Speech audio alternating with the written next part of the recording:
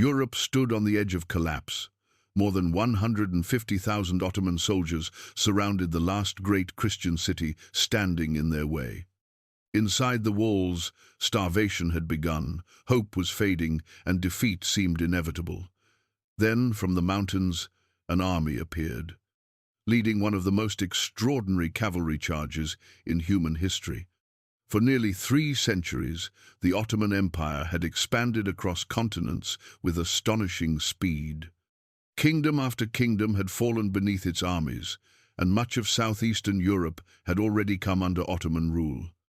By the summer of 1683, one final obstacle remained between the empire and the heart of Europe, the city of Vienna. Its towering walls protected not only the capital of the Habsburg monarchy, but also the gateway to Germany, Italy, and much of Western Christendom. If Vienna fell, many feared that nothing would stop the Ottoman advance.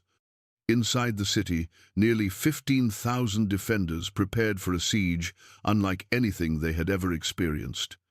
Facing them was an army of more than 150,000 men under Grand Vizier Kara Mustafa Pasha.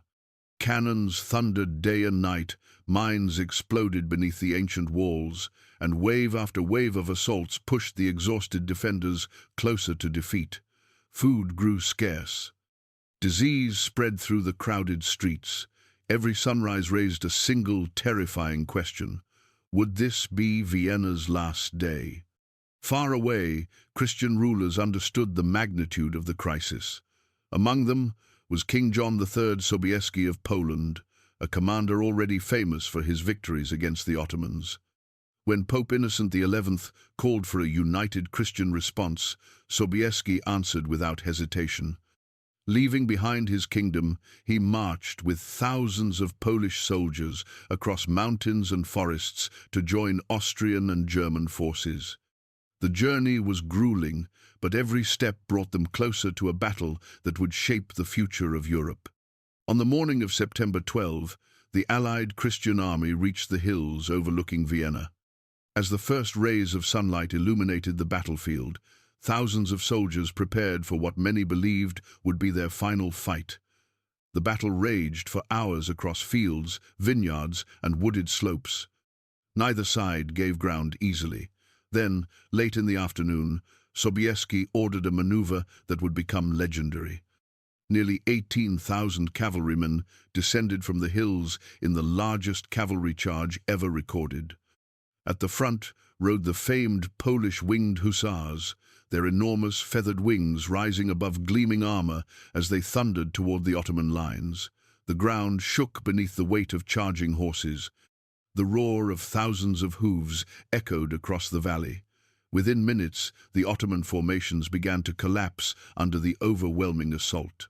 What had seemed an unstoppable army suddenly broke into retreat. The siege was over. Vienna had been saved. Historians continue to debate how differently history might have unfolded had the city fallen that day. What remains beyond dispute is that the victory at Vienna marked the beginning of the Ottoman Empire's long retreat from Central Europe. King John III Sobieski entered the city not as a conqueror seeking glory, but as a defender, answering a desperate call for help. In a letter to Pope Innocent XI after the victory, he famously wrote, "We came, we saw, God conquered." Today, the Battle of Vienna is remembered as one of the defining moments in European history. It was not merely a clash between armies, but a moment when courage, sacrifice, and unity altered the course of an entire civilization. Whether viewed through the lens of military history or Christian heritage, its legacy continues to echo more than 3 centuries later. History often remembers the empires that expanded through conquest. Yet sometimes, history is shaped by those who simply refused to surrender. On the fields outside Vienna, ordinary soldiers stood beside kings, fighting for a future they would never fully see. Their victory became more than a military triumph. It became one of the most enduring stories of courage in Christian history.